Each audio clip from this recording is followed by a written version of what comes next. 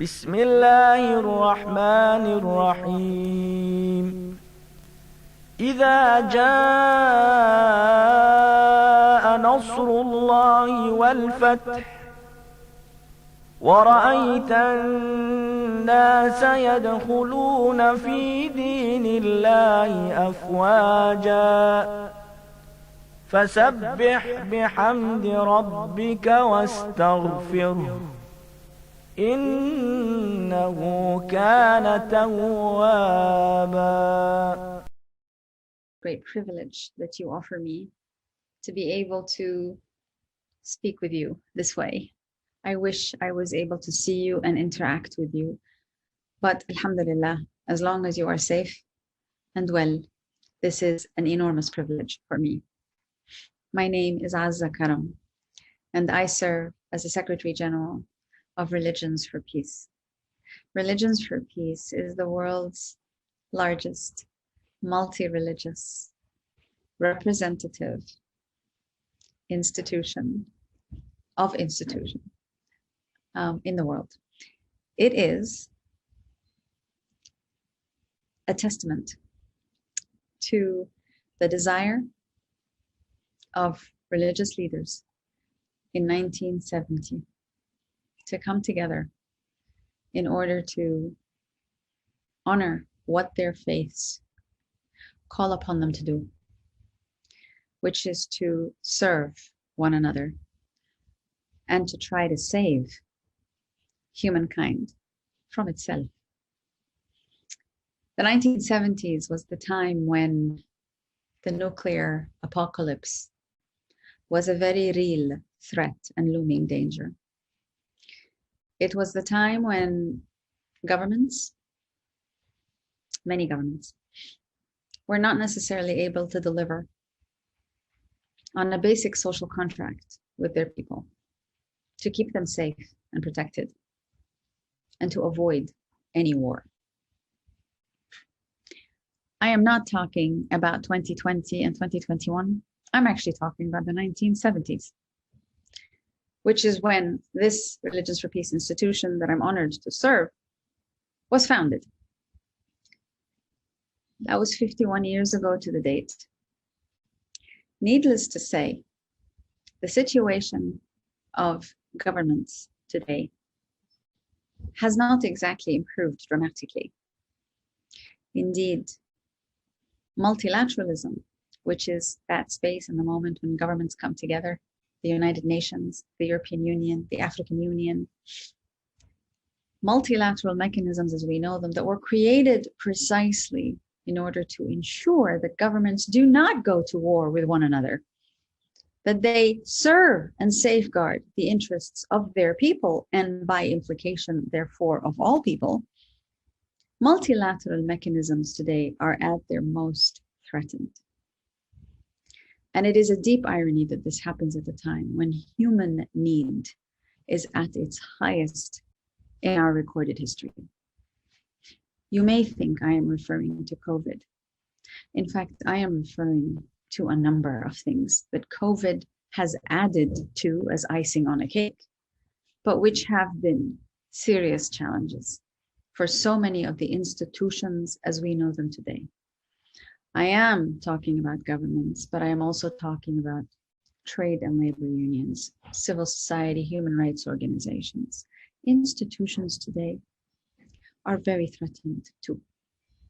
Perhaps because there's a recognition and an acknowledgement that what we have today in terms of institutions is not enough and is incapable of meeting the needs of so many at the highest moment of our need.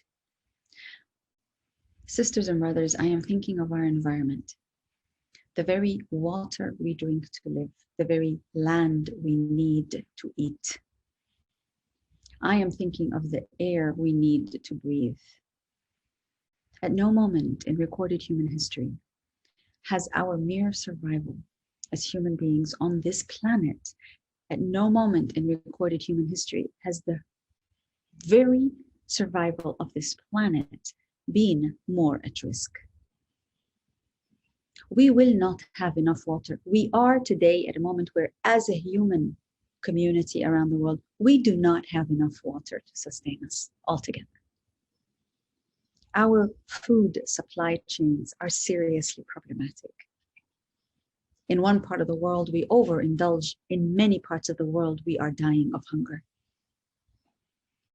Yes, our environment is very much damaged.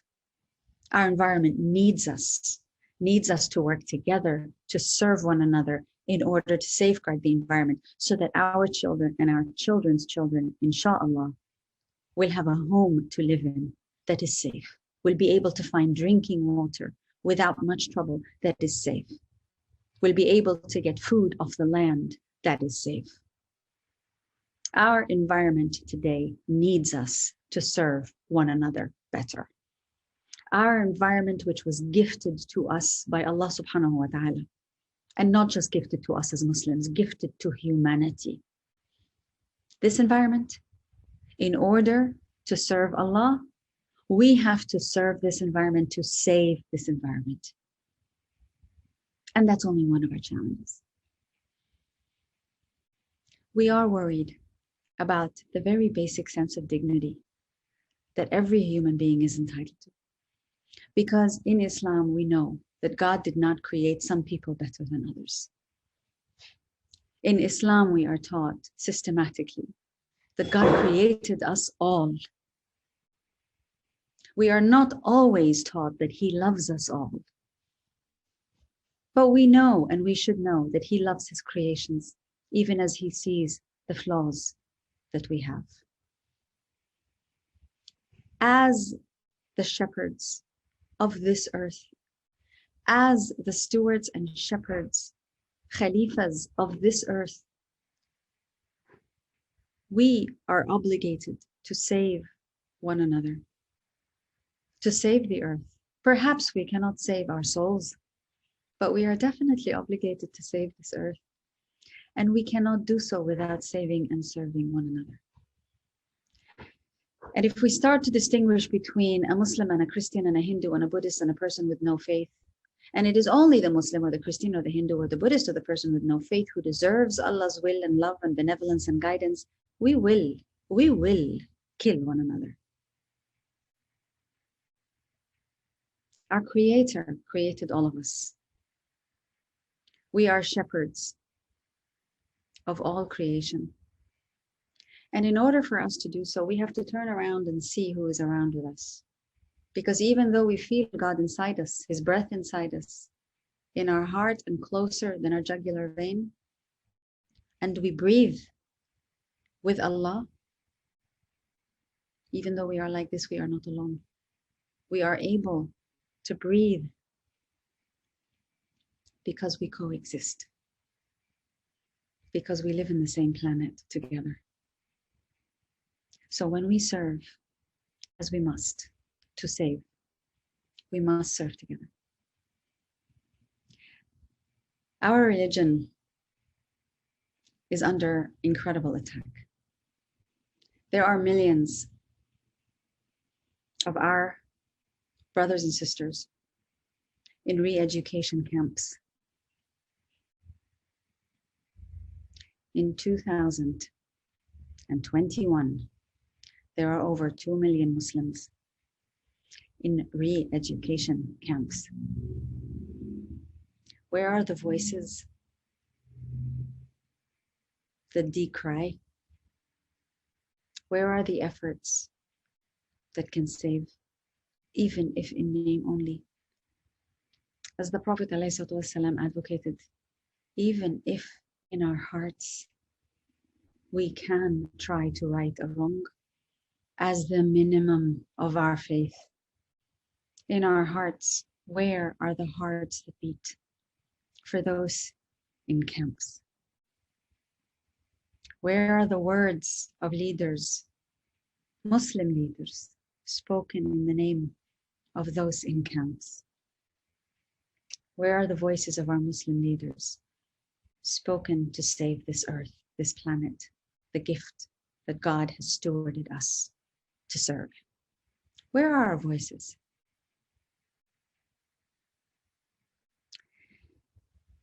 And perhaps our voices as Muslims together, even if we could come all together, all the 1.5 billion Muslims around the world, even if we could all come together and speak as one voice. Do you know something? I wonder if that would be enough. Because the planet that sustains us, the pain, the vulnerabilities are not only Muslim.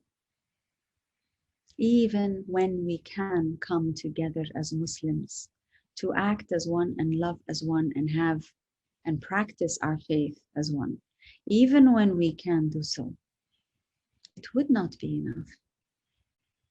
We are obligated to serve Allah's other creatures, the 2-legged, the 4-legged, the 100-legged.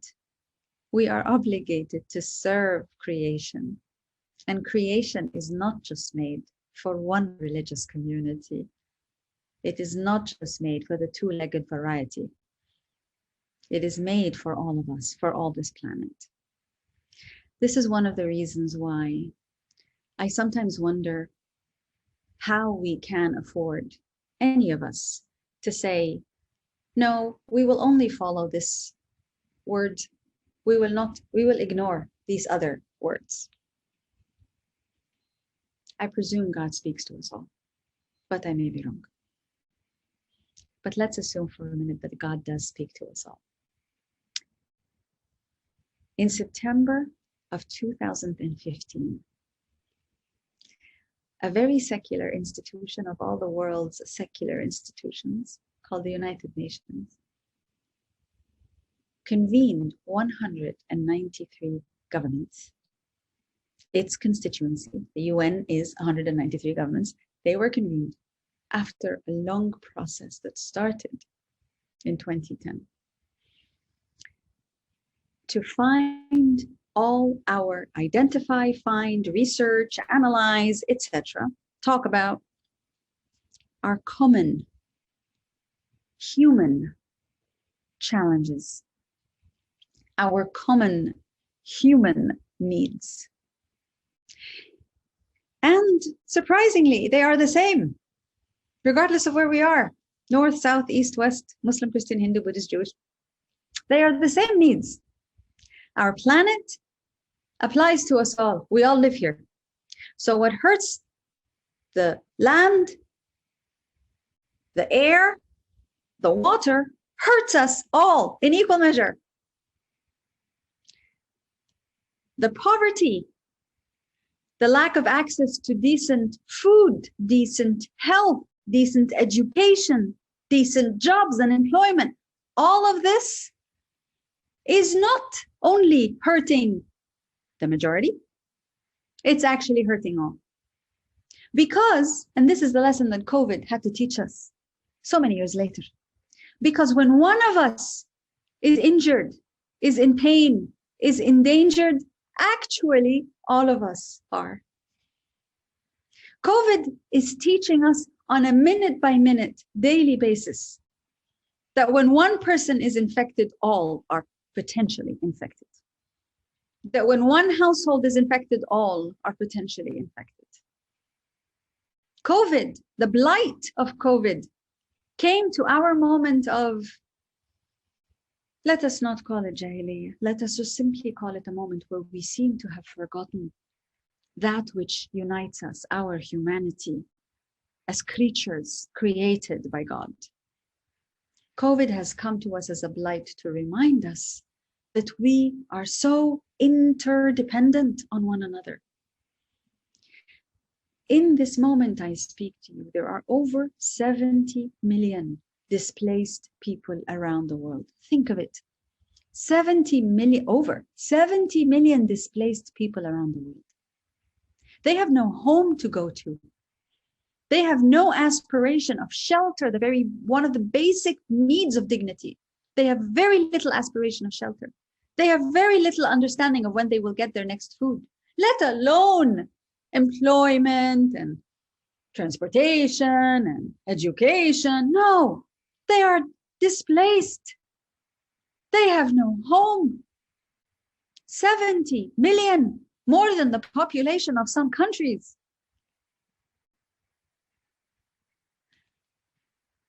The amount of challenges confronting humankind today should teach us one thing, if only one thing, how incredibly interdependent and interconnected we are. We cannot afford to assume that the divine will protect one and damn the other because of what they believe, because of how they look, because of their identity. Surely we cannot afford that in this time and age. So that's why in 2015, when the United Nations elaborated the so-called Sustainable Development Goals Agenda, people still wonder, SDGs, do we need SDGs? We have our national plans, action plans, our mosque, our church, our community, our this, or that. Yes. Why are the SDGs relevant? Why should the SDGs be relevant to us in our lives as Muslims? They're relevant because they have all our needs very clearly listed, and because all our governments actually signed on to them. All our governments are supposed to be held accountable to whether they can give us basic food, basic decency, basically. The Sustainable Development Goals Agenda was agreed to by 193 governments. It has 17 Sustainable Development Goals. Each one of those goals is something we need to live by. We need in order to live in dignity.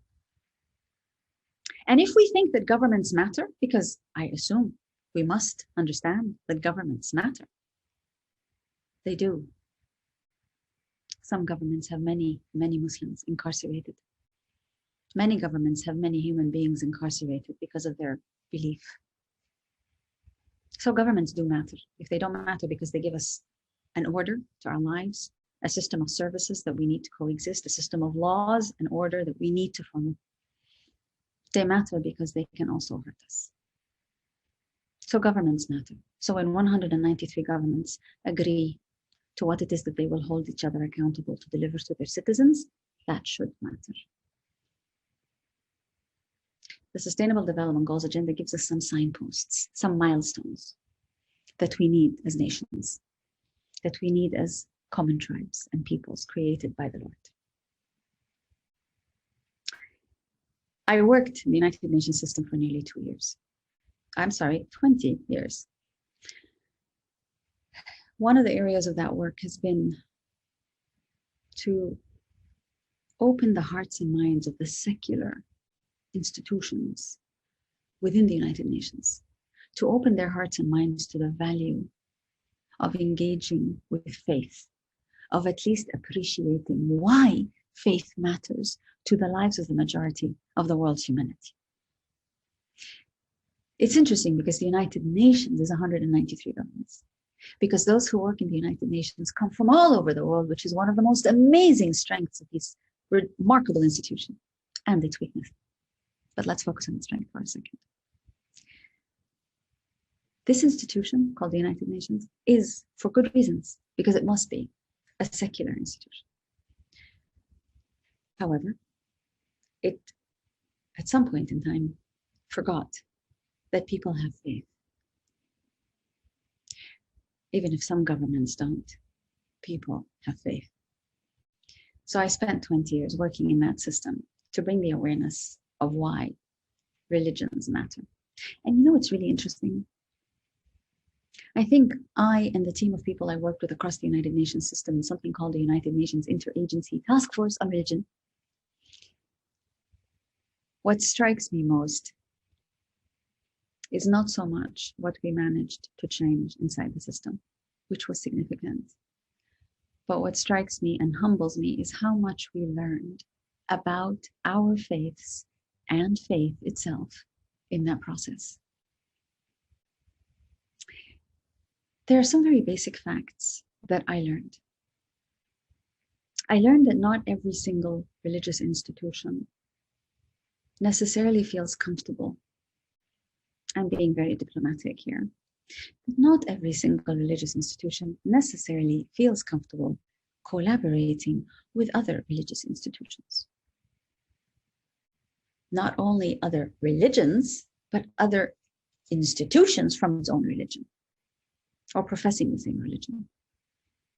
I realized that as we were so busy pointing fingers at governments, we probably should have looked at where that other finger was pointing. When you point a finger, it points here. We probably should have looked introspectively a little bit at our own religious organizations, religious institutions, religiously inspired groups. I realized that God's call, that He created us different in order for us to get to know one another. I realized that that is a very, very basic area of gap. It's a huge gap. We don't know one another.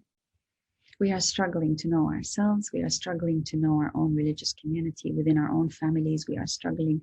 We haven't necessarily learned how to work across our religious beliefs and religious traditions, but based in our religious values, we haven't necessarily yet developed the art of working together as people of faith, as peoples of different faiths. Our religious institutions have not necessarily refined the art of working together across our faith traditions. You will be happy to know, I hope, that Religions for Peace 50 years ago was very active in South Africa. That in fact, many of the religious leaders who were members of Religions for Peace, founders of Religions for Peace in South Africa, were very strong proponents of the anti-apartheid movements. That they co-led, co-engineered, sacrificed, and became members of the post-apartheid. It's 14 hours. Spaces.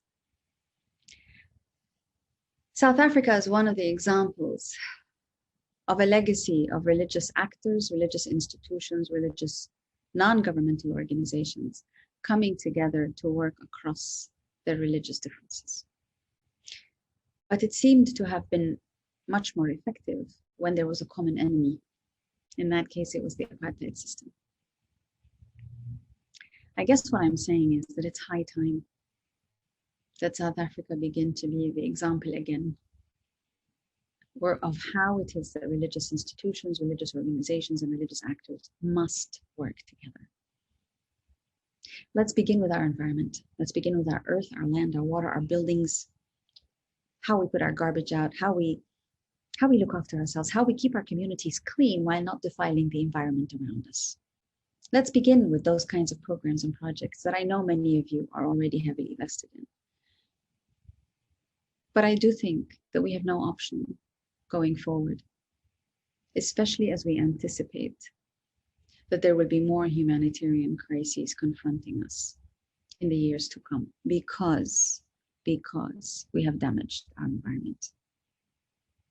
We are anticipating, unfortunately, more humanitarian crises like COVID. Some people go so far as to say that COVID is but the beginning. I sincerely hope they are wrong.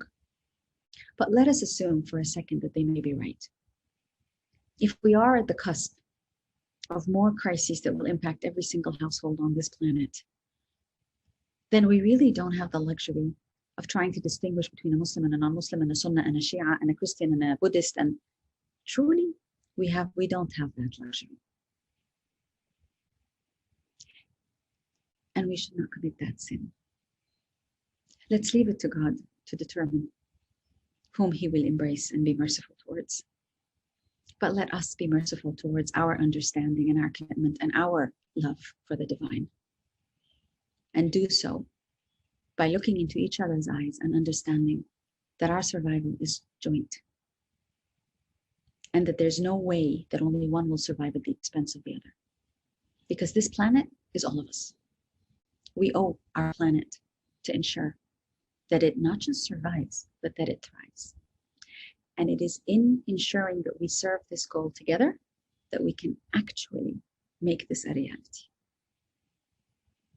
When we work together we realize the divine. We fulfill the function of ta'arafu, the demand for lita'arafu that God said to us in the Holy Quran.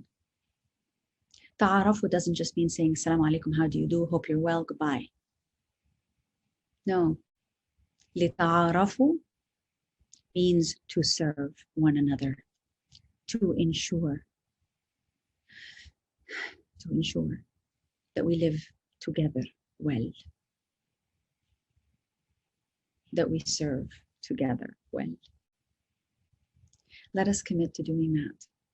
Let us commit to overlooking the differences, because the differences can and do kill us. They most certainly can and do kill our very planet. Let us honor what Allah has asked of each of us, that we serve one another, not only because we are Muslims and not only Muslims, but we serve one another as human beings. This is the ultimate message of any divine. Any and all roads to the divine are built on this message of you live together, serve together, live properly together.